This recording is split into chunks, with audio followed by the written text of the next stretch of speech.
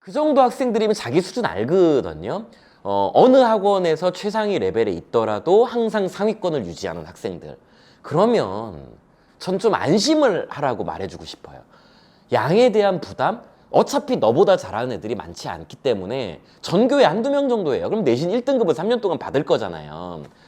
그러면 실력에 대한 부담을 덜고 고난도 문제에 대한 부담을 벌고 대놓고 얘기를 하면 너가 못 풀 문제는 내신에 없어요.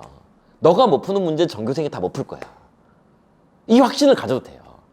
그런 상태에서 그런 거에 대한 부담을 버리면 진짜 공부를 즐기면서 할 수 있어요. 한 문제에 대해서 이 문제의 풀이를 보면서 선생님이 이렇게 풀어줬는데 나의 풀이와 달라. 내 친구의 풀이와 달라. 그러면 이게 과연 가장 이 문제를 풀 때 정확한 풀일까? 그 이유는 뭘까? 그냥 그 풀이를 공부하는 게 아니고 그 풀이에 대한 모든 것을 분석을 해서 이 문제는 이렇게 할 수밖에 없구나. 그러니까 성적에 대한 부담 없이 말 그대로 공부 자체를 좀 즐기고 문제 푸는 양을 좀 줄이고 만약에 그게 부담스러우면 그러니까 격일제로 하루는 그래 학원 숙제 많이 하고 뭐 이렇게 하고 대신 하루는 하루에 10문제만 자기가 풀었던 문제 중에 조금 선생님의 풀이와 나의 풀이가 달랐던 거, 그 다음에 풀이가 좀 길었던 거, 이런 거를 붙잡고 좀 정말 최적화시키는, 정말 갈고 깎아내는 이런 공부를 좀 하는 게 좀 도움이 되겠죠. 예. 제가 공부할 때는 학원이 없었기 때문에 그걸 하지 못하면 수능을 볼 수가 없었어요. 그러니까 어쩔 수 없이 그걸 했었어야 되는데 지금은 학원에서 그 기회를 박탈해버리는 거예요. 너무 선생님이 빠르게 한 문제에 대한 풀이를 알려줘요.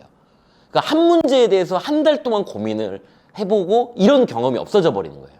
근데 그 한 달 동안 그 고민을 하는 과정이 그냥 이제 잘하는 학생에서 정말 누구도 따라올 수 없는 그런 수준의 학생들과의 차이를 만들어주는데 이제 그런 부분에 좀 집중을 하고 부담 없이 어차피 잘하니까.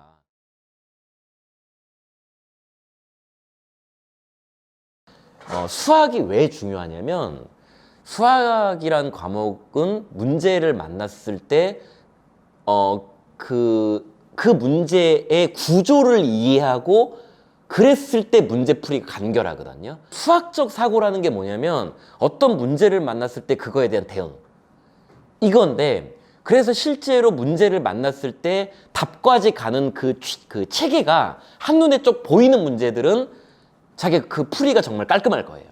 근데 그게 그렇지 않았던 문제들은 진짜 왔다 갔다 하는 거죠. 이것도 해보고 저것도 해보고 이제 이렇게 되니까. 그러니까 이제 그런 것들을 체계화시키는 작업을 해야 되는데 마찬가지로 그냥 문제를 보고 선생님이 풀어주는 걸 보고 그냥 양으로 승부하는 거죠. 어떻게 보면. 아니면 이제 머리를 믿고 그냥 예전에 봤던 걸 기억을 해서 이렇게 쭉 가는 거. 그래서 이제 그 학원에서 사기당하고 있잖아요. 자기는 30분 동안 고민했는데 못 풀었는데 선생님은 한 1분 만에 풀어줘요. 그러면서 이해가 돼요. 끄덕끄덕하고. 그 다음에 근데 그 문제를 다음에 적용을 못 하거든요. 그 이유가 뭐냐면 그건 그 사람이 체계화시켰던 사고방식이기 때문에 자기가 그걸 습득하기 위해선 이제 그 체계화시키는 연습을 본인이 해야 되는데 이제 풀이에만 집중을 하는 거죠.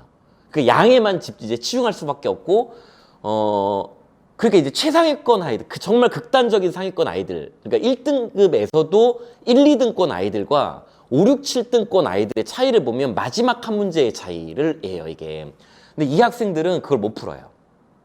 못 풀 수밖에 없어요. 이제 학년이 올라갈수록 마주치는 고난도 문제들은 무조건 문제들이 여러 개의 체계가 한 문제에 이제 결합되어 있는 구조예요.